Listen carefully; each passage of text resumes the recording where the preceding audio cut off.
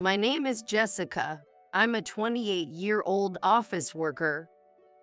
Currently, I work at my father's construction company. I'm about to get married soon. My fiancé is a college classmate named John.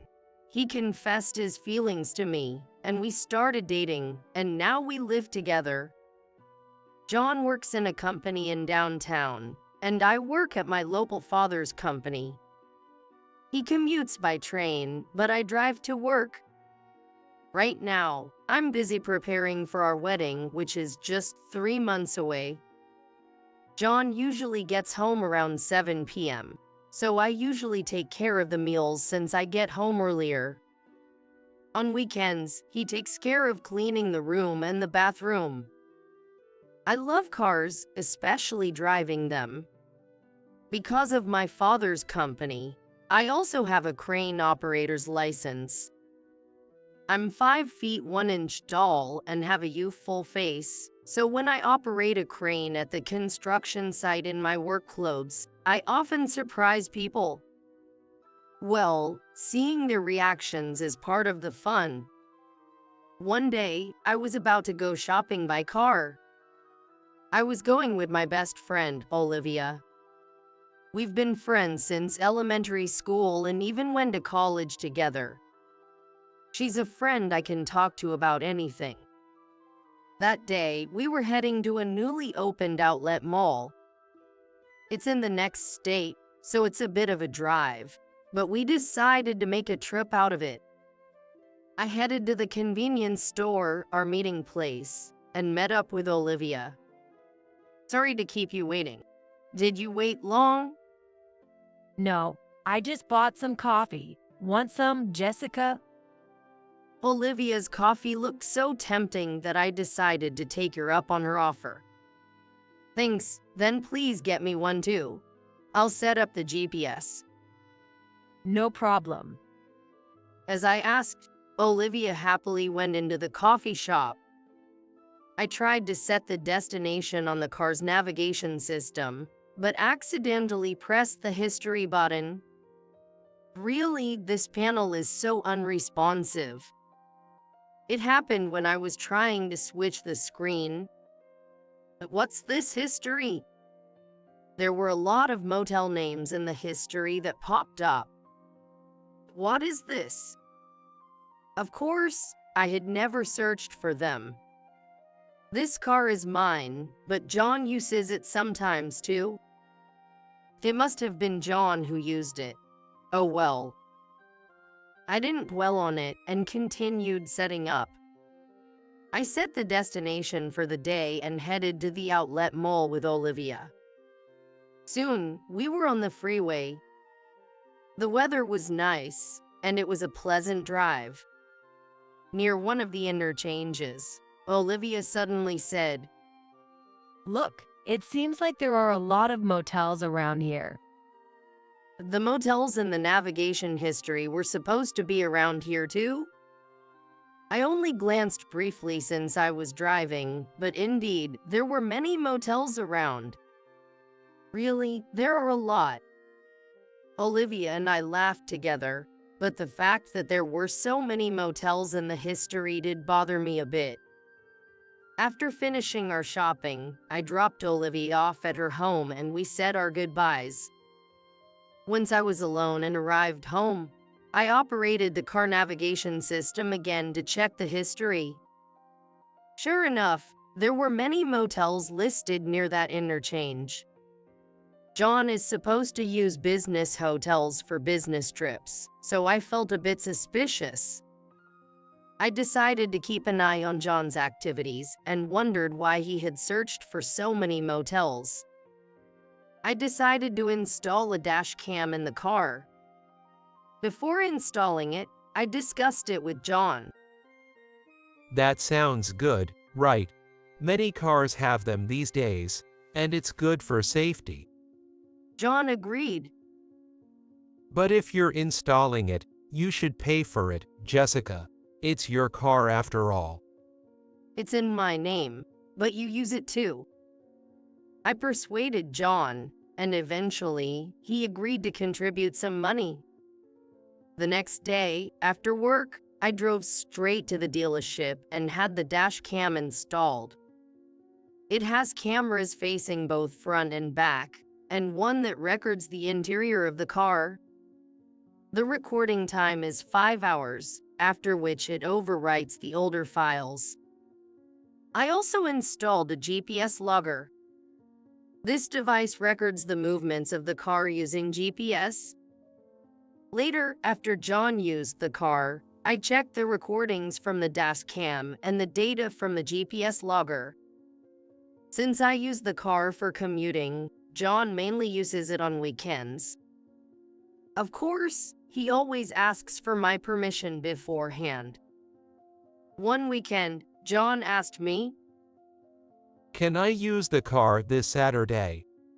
"Sure, where are you going?" To that shopping mall you went to.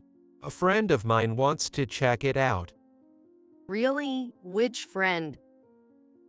A coworker who lives pretty close by. "Is it a woman, by any chance?" No way. He's a big, muscular guy. "Well, okay then. Bring me back something." Got it. Food's good for you, right? "Yeah, I'd love something sweet." All right, got it. Then the weekend came. As planned, John left on Saturday and came back in the evening. After he returned, I told him, "I think I left something in the car." Then I got in the car and retrieved the memory card and the GPS logger. After John went to sleep, I checked the date on the GPS logger and the memory card. The GPS logger confirmed that he did go to that shopping mall. However, on the way back, he took an exit at the interchange and made a detour. Zooming into the location, it turned out to be the motel area I had checked the day before. Stopping at a motel on a day trip. This looks completely suspicious. And with our wedding next month, why is this happening? I felt my fingers trembling as I operated the computer. Shocked as I was, I composed myself and checked the memory card. I inserted the memory card into the computer and played the recorded video. Suddenly, an unfamiliar woman appeared in the passenger seat. She was a beautiful woman with long hair, dressed quite flamboyantly. She seemed older than me, but her occasional smile appeared youthful. I was so shocked, I could only stare at the screen. The conversation was also recorded. "You're really bad, you know. Getting married next month and doing this." She laughed. It's fine. I'm marrying her because her dad owns a construction firm. He's got money. "Wait, but what about us after you get married?" That won't end things. You're my real choice, Victoria. I plan to divorce in about a year. Of course, I'll make it look like it's her fault. Take a good chunk of alimony and her parents' fortune, then I'll be with you. "Really? I have to wait a year." No, we'll keep seeing each other during that time. I can't stand being away from you for even a day. "That makes me happy. John, I love you." I love you too, Victoria. I stopped the playback. I couldn't watch anymore. John was indeed cheating. And his intent to marry me was to take over my father's company. Even when he proposed to me, and the time we spent at a seaside hotel on my birthday, all of it was a facade. Why? Tears blurred the computer screen. From the next day, I decided to go back to my parents' house for a while. I have wedding preparations to make, so I'm going back home for a bit. Okay. John answered without much thought. Perhaps he would be happier without me around. I'm feeling a bit uneasy, so I'm going to stay here to calm down for a bit. It seems my parents thought I was experiencing cold feet. Of course, that's fine. My parents gladly agreed. A few days later, I received a call from my best friend, Olivia. Thinking I could tell her the truth, I confided everything to Olivia. Got it. I'm coming over today and we'll drink the night away. Olivia has a cute face, but she's kind of old school in some ways. But I love that part of her. I told my parents it was my last single girl party. Soon after, Olivia arrived with drinks and snacks. Hello, I'm borrowing Jessica for the day. It might get a bit noisy, but please bear with us. As soon as she arrived, Olivia cracked a joke. No problem. I get the noise, but don't drink too much. I also made some snacks, so take them and eat up. My mom had thoughtfully made some snacks as well. Wow, thank you. I was wondering what that delicious smell was. We'll gladly take them. Wait, can I invite another friend over? Yes, of course. Make it a party. That'll be a good memory for Jessica. Thank you so much. Then I called another friend, Michelle. She was a high school classmate and, coincidentally, the planner at the wedding venue we had booked, where we reunited as she was assigned our wedding. She went to the same high school as Olivia and me, and we had met a few times before, so now we're all good friends. The three of us started a party. I showed them the dash cam footage. Wait, I know her. She's Victoria, a junior from our college club. Jessica wasn't in the club, but John and I were in the same club with her. I was astonished to learn this fact. Really? John's junior? I thought she was older than me. She has always seemed mature, but I never expected it was Victoria. She's invited to the wedding, too. Most of our club members are coming. Olivia spoke while munching on the snacks my mom made. But it feels so frustrating to leave it like this. I really want to get back at them. Michelle slammed her empty wine glass down on the table forcefully. She has a strong sense of justice. She once caught a molester in high school and handed him over to the police. She was indignant on my behalf as if it were her own issue. Inspired by her words about revenge, Olivia started to speak. Then let's ruin the wedding. I have an idea. Olivia, she started scribbling something on a piece of paper as she said that. How about this? Michelle, we'll need your help too. Can you help us out? Thinking of it as helping Jessica. Of course. I'm the planner for this wedding, so I can do anything. With Michelle, the planner, on our side, the chances of our plan succeeding skyrocketed. Awesome. You're a lifesaver. Hey, both of you, don't drink too much. With that, our plan was set. As the two of them fell asleep from drinking too much, I covered them with blankets and said, "Thank you, Olivia, Michelle." I had drunk too much too, but I felt a bit relieved. The next day, I returned to John's place. A few days after getting home, I implemented our first strategy. While reviewing the footage, Olivia had discovered it. One evening after work, I met John at the station as we planned to dine out at a family restaurant, and I drove us there. After the meal, I dropped John off at home first and then parked the car before returning to the apartment. John, to think you'd prepare something like this for me without telling. I walked into the living room and pretended to be touched. What? John made a strange noise at my sudden words. This is a gift for me, right? I found it in the car.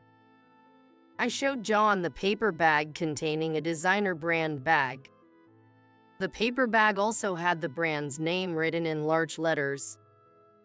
I was cleaning the back window of the car because it was dirty, and when I went to get the cleaning supplies from under the back seat, I found this.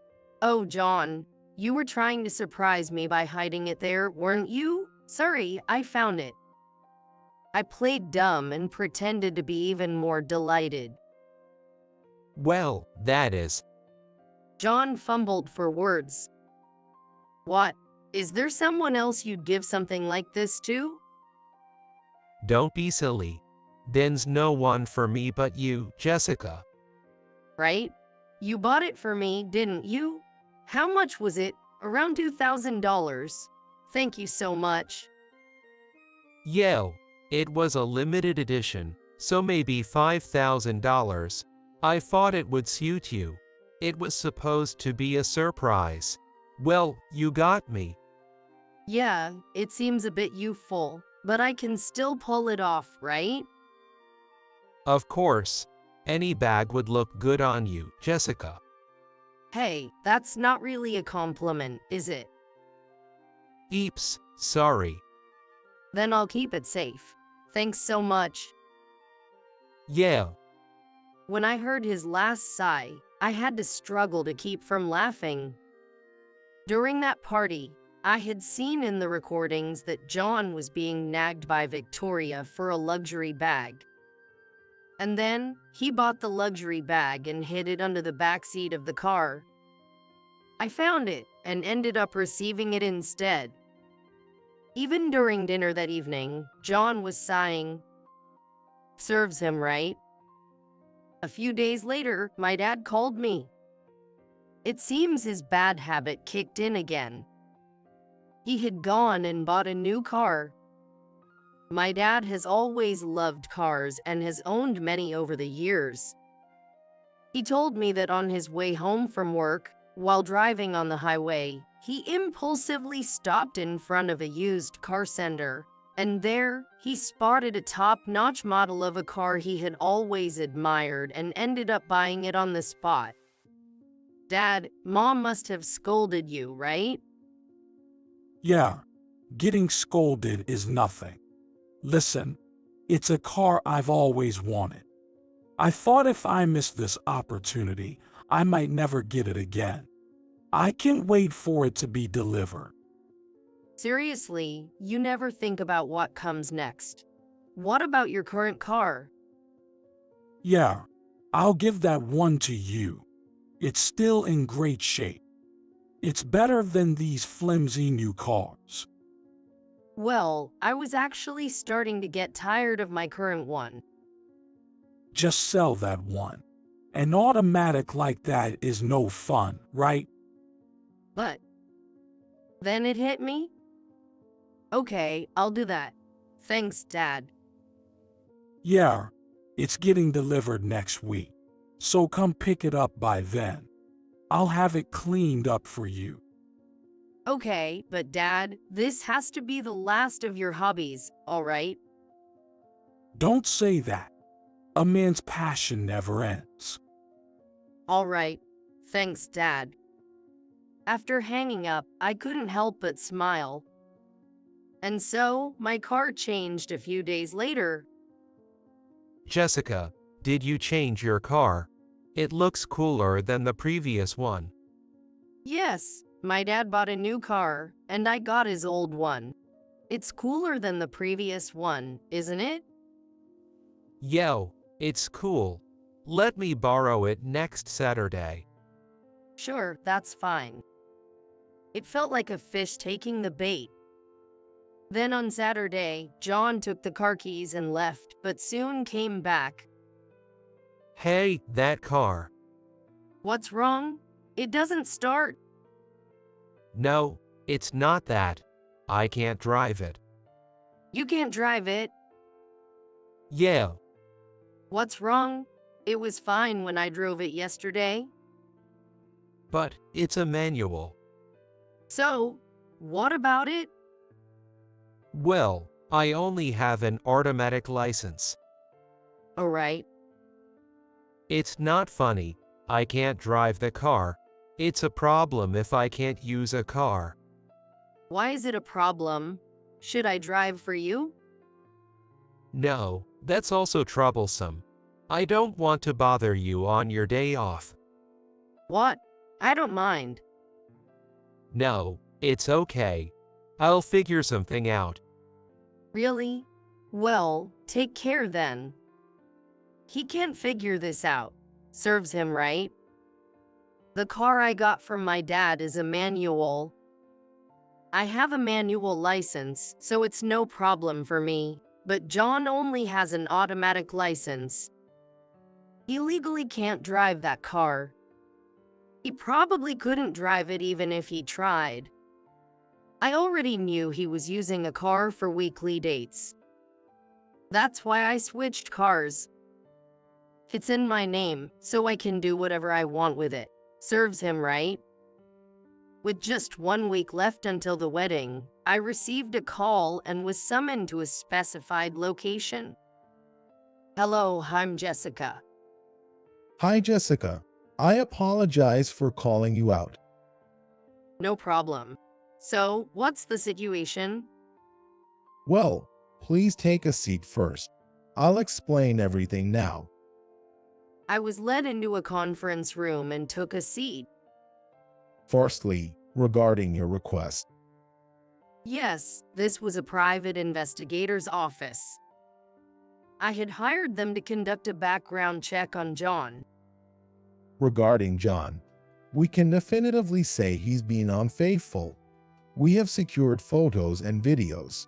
Would you like to see them? Yes, please. The detective then took out a laptop, inserted a USB drive, and started playing the videos. There they were, walking arm in arm, frolicking, and entering a motel. The video's date and time showed it was from the afternoon of the Saturday before last. And the photos showed them kissing and embracing each other. Thank you. This is enough. I then took the documents and left the office. Honestly, I knew about the infidelity, but it was hard to be confronted with the stark reality like this. I contacted Olivia and Michelle, and we decided to meet at a bar. We secured a private room, and I showed them the documents I had received during the day. Then our analysis meeting began. Oh my God, this is pretty damning. This one's incredible too. Olivia and Michelle remarked in unison. I've completely lost all sympathy at this point. Now we're going to crush him completely. I took a big gulp of my beer. Hey, Jessica, can I borrow this? What for, Michelle? I was already planning to make a slideshow for the bride and groom, so I'll just add these to it. It's easy. All right, all that's left is the main event. Then, Olivia raised her beer mug and we toasted. Let's do our best, everyone. I felt tears welling up with gratitude for everyone's efforts, but I held them back. Finally, the day arrived. The wedding day was hectic from the morning. When I arrived at the venue, makeup started immediately, followed by hairstyling and dressing up, and everything proceeded as scheduled without regard to how I felt. When I saw myself in the wedding dress in the mirror, the image I had dreamed of, I started to cry, thinking I shouldn't be feeling this way. Come on, the bride shouldn't be crying now. My mom wiped away my tears. Sorry, Mom. These aren't the tears you think they are. Then the ceremony ended, and the reception began. Before the entrance, Michelle was there, giving me a reassuring smile. John was in a great mood from the start, all smiles. I could only muster an awkward laugh. The reception proceeded without incident, following the schedule. Then came the moment for the bride to read a letter of farewell and thanks to her family. The room dimmed, and the spotlight was only on me and my parents. I was handed the microphone. However, I did not read the letter. I turned to face the audience and began to speak quietly. Thank you all for gathering here today. Normally, this would be the moment I say farewell and thanks to my parents and join my beloved in marriage. But the room fell silent at the unexpected turn in my speech.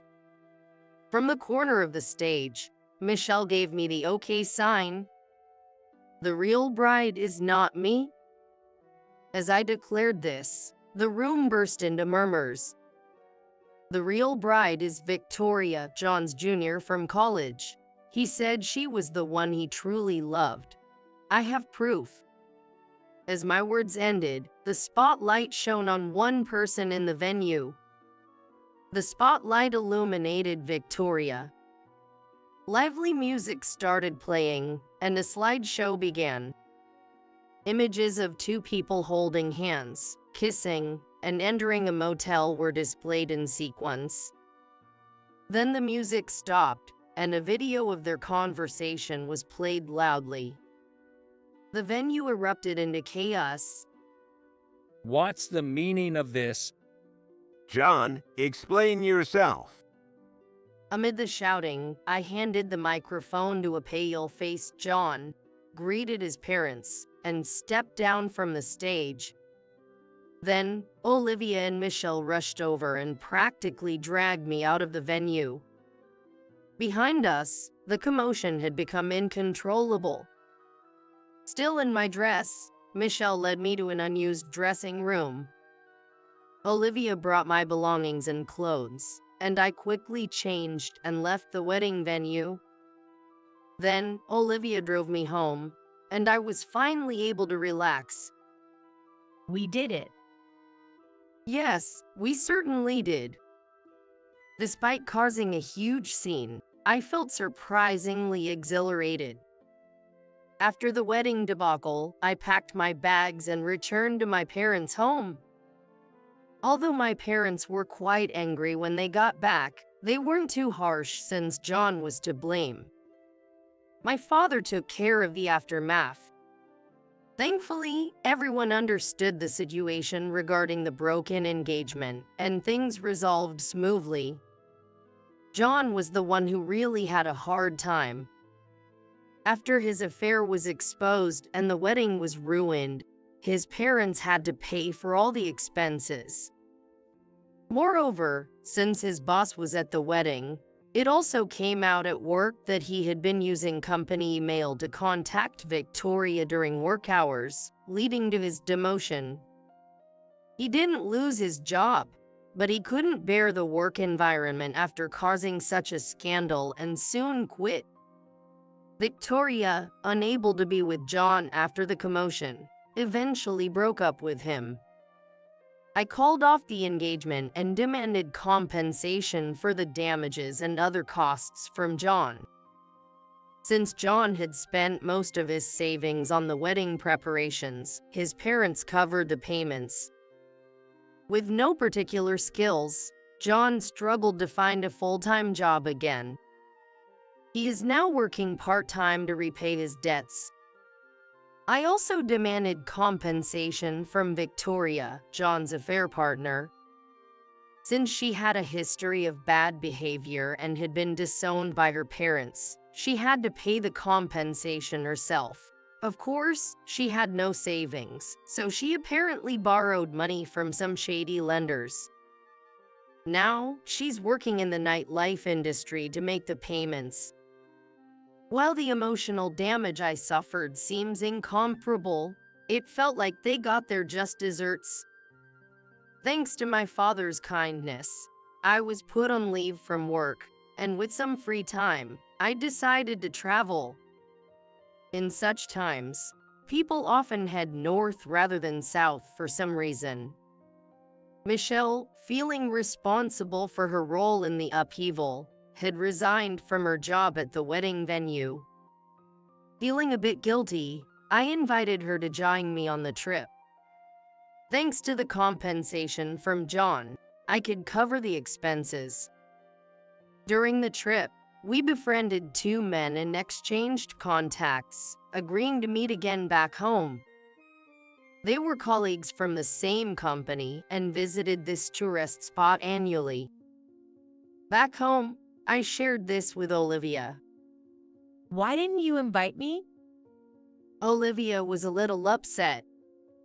So next time, we planned a 3-on-3 group date, adding another person to the mix. Despite everything that happened, I was regaining my spirits. Well, life is full of ups and downs. Such things happen. I am ready to move forward towards the future.